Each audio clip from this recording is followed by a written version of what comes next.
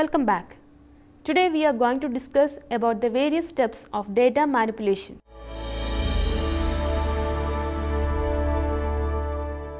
The main process of data manipulation involves three steps: fetching or retrieving the instruction in data from memory, decode it and then execute the instruction upon the data specified. To have a clear idea about the execution, the computational instructions must be closely examined.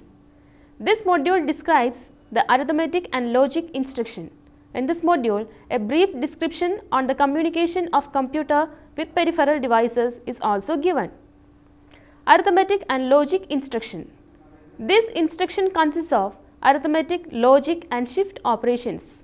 Arithmetic operation can be applied on numerical values to add, subtract, multiply or divide. The logic operations are basically the operations performed by logic gates, and the main operations are AND, OR, NOT and XOR. Moving the bits within registers is commonly referred to as shift or rotate operations. Arithmetic operations. The basic arithmetic operations are addition, subtraction, multiplication and division, but subtraction is performed by negating and adding. Multiplication is repeated addition and division is repeated subtraction. Hence, smaller CPUs are designed with only add instruction or only add and subtract instructions. Different varieties of instructions exist for arithmetic operation. Though these operations are applied on numerical values, the techniques differ for integers and floating point values. For integers, it requires the column by column addition, which is a straightforward method. But for floating point values, it should first extract the mantissa of each, shift them right or left according to the exponent field, check the sign bits and then perform the addition. Again, these steps are to be performed in reverse to store the result in floating point notation. Since each value is internally stored in 2's complement form, it is a bit complex procedure. Thus, both operations are said to be addition, but the procedure varies according to the type. Logic operations. The logic operations such as AND, OR and XOR combine two input bits to produce a single output bit. Logical AND. The symbol dot is used for logical AND operator. The logical AND operator can be defined by listing all possible combinations of logical variables A and B and the resulting values of Boolean variable C in the equation A dot B equals C. The truth table for a logical AND is given below. Logical OR. The symbol plus is used for logical addition.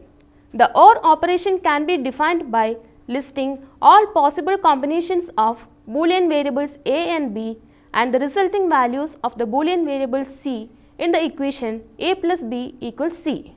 The truth table for logical OR is as follows.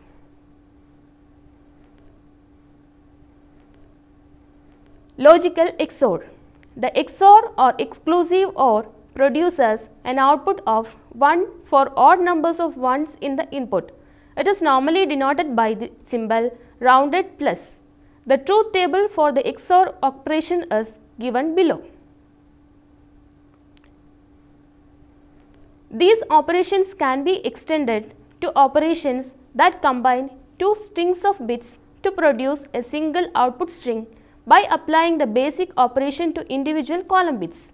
For example, by adding the bit patterns 1 0 0 1 0 1 1 0 and 1 0 0 0 1 1 0 0 results in 1 0 0 1 0 1 1 0 and 1 0 0 0 1 1 0 0 results in 1 0 0 0 0 1 0 0. The OR operation and XOR operation can be performed on two strings of bits in the same manner. 1 0 0 1 0 1 1 0 or 1 0 0 0 1 1 0 0 results 1 0 0 0 0 1 0 0 and 100101110 XOR 1000110 results 0001110. An important use of the AND operation is for placing zeros in one part of a bit pattern without disturbing the other part. For example, if the byte 11110000 is the first operand of an AND operation, without considering the contents of the second operand, we can conclude that the 4 most significant bits of the result will be a copy of the part of the second operand, and the 4 least significant bits of the result will be zeros. That is 11110000 and 01010101 gives 01010000. This use of the AND operation is an example for masking. Here, one operand called the mask determines which part of the other operand will affect the result. Masking produces a partial replica of one of the operands with non-duplicated positions occupying zeros. Masking is useful when manipulating a bitmap. Bitmap is a string of bits in which each bit represents the presence or absence of a particular object. Bitmaps are mainly used for representing images. The bitmaps used in a memory cell are used to find out whether the object associated with a particular bit from the high order n, for example, the 4th bit is present. It just needs to AND the entire byte with the mask 00010000, which produces a byte of all zeros if and only if the 4th bit from the high order end of the bitmap is itself 0. If the second bit from the high order end of the bitmap is a 1 and we want to change it to a 0 without disturbing the other bits, we can AND the bitmap with the mask 10111111 and then store the result.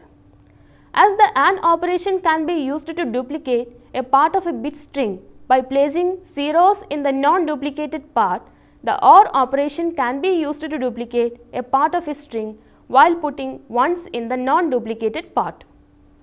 For this, the mask will have zeros for those bits to be duplicated and ones for the non-duplicated positions.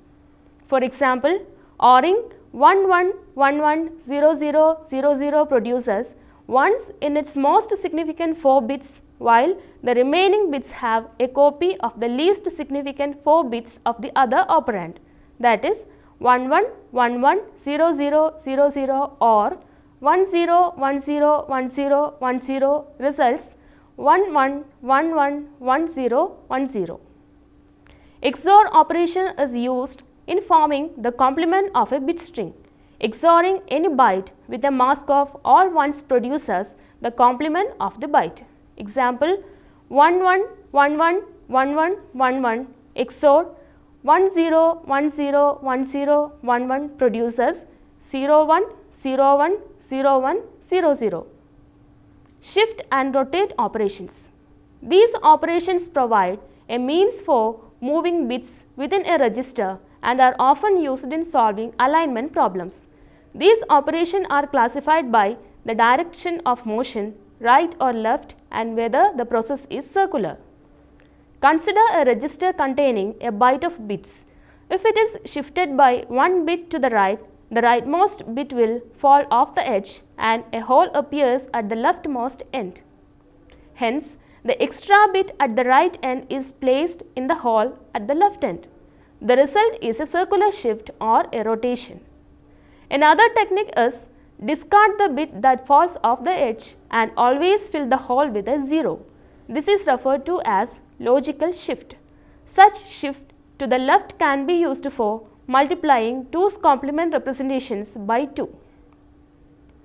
Just as left shift of decimal digits correspond to multiplication by 10, shifting binary digits to the left corresponds to multiplication by 2.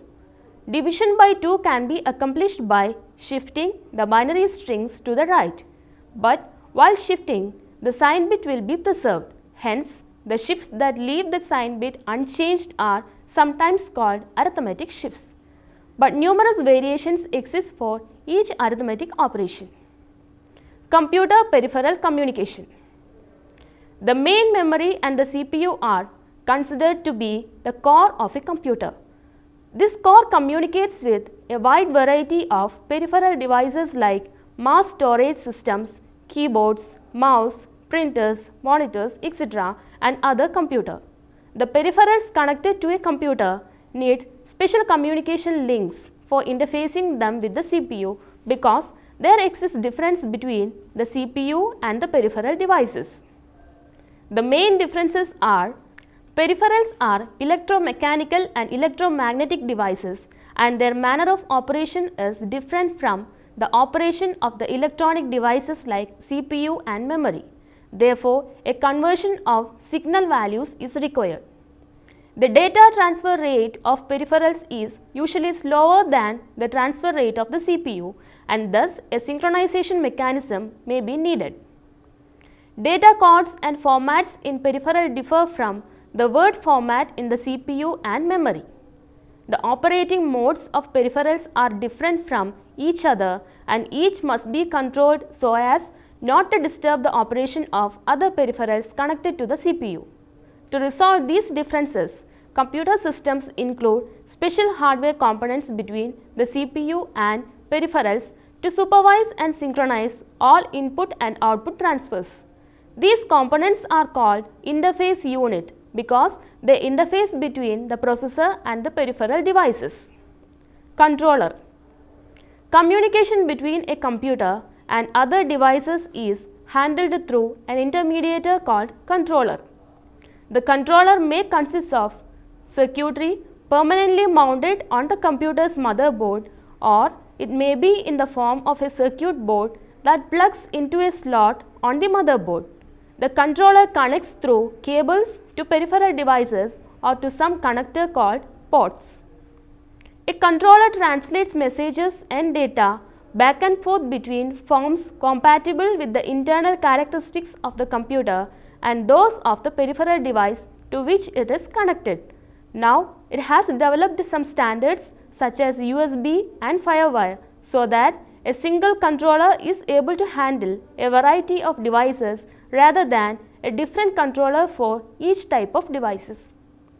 Each controller communicates with the computer by means of the same bus that connects the computer CPU and main memory. With this arrangement, the CPU is able to communicate with the controller attached to the bus in the same way as with main memory. Direct memory access or DMA. The controller is attached to a computer's bus and it can carry out its communication with main memory during only those times when the CPU is not using the bus. This ability is a significant factor for the computer's performance and is called the direct memory access or DMA. By this, the CPU can execute a program while the controller transfers data between the disk and the main memory. Thus, the computer resources of the CPU are not wasted during data transfer, which is relatively a slow process. Handshaking. The transfer of data between two computer components is often a two-way dialogue known as handshaking. Here, the computer and the peripheral device exchange information about the device status and coordinate their activities. The status word is a bit pattern that is generated by the peripheral device and sent to the controller. The status word often reflects the conditions of the device.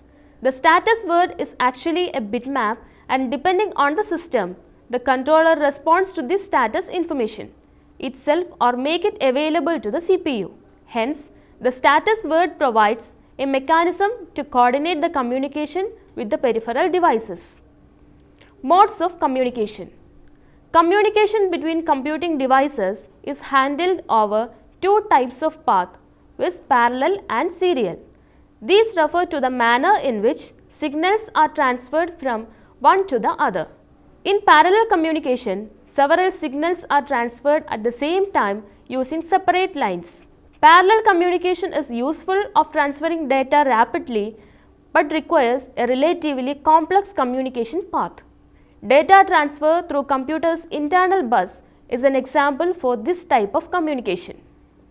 Serial communication is the other type of data transfer which is based on transferring signals one after the other over a single line.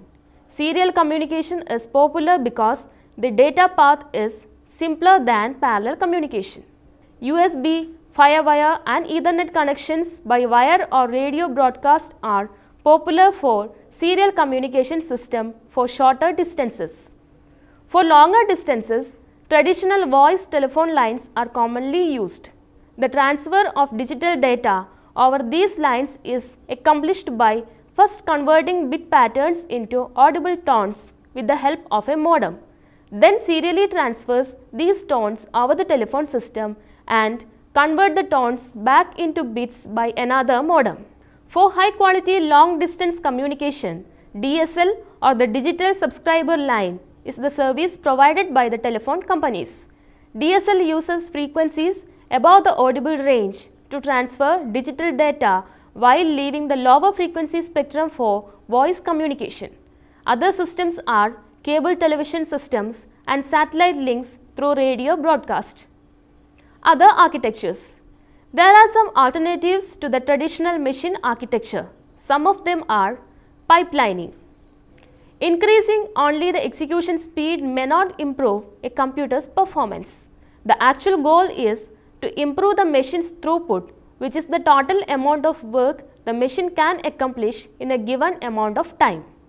Increasing throughput without an increase in execution speed involves pipelining. It is the technique of allowing the steps in the machine cycle to overlap. That is, while one instruction is being executed, the next instruction can be fetched, which means that more than one instruction can be in the pipe at any time, each at a different stage of being processed. As a result, the total throughput of the machine is increased even when the time required to fetch and execute each individual instruction remained the same.